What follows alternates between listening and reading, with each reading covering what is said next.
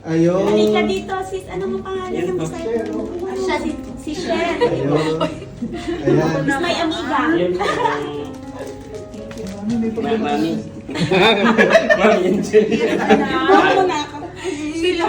Yung unang ko pong Panginoon at yung unang kita i-respect na we have sign yung lahat sa leader. Niligawan ko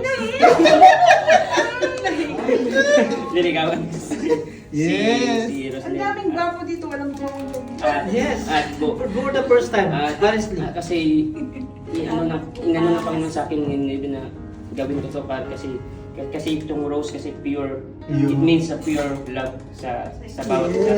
You are family po sa family, you are Christ family. Thank you po. and then po sa discipler po, and so blessed na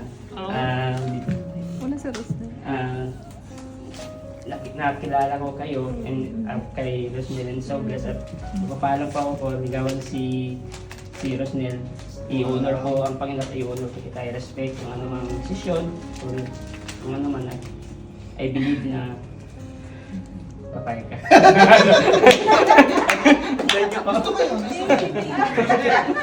Wala kang pinaklap sa kanila lang yan. Sana mo ha. Ay, grabe naman. And then Takan yung buhok. and then sa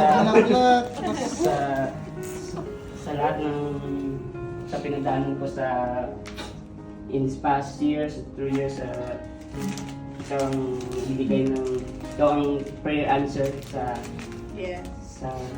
Praise the Lord. sa araw-araw na pinag-pray ko na Amen, na, amen. na ibinigay yung partner ko yung partner ko in life, hindi lang partner in sa ministry, Amen. and partner sa Thank you, Lord. kami tayo mag-serve na sa Panginoon. Praise the Lord. And then I know yung puso ko at puso mo, tayo noong ay broken but ni-restore tayo ng Amen. Wow, hallelujah.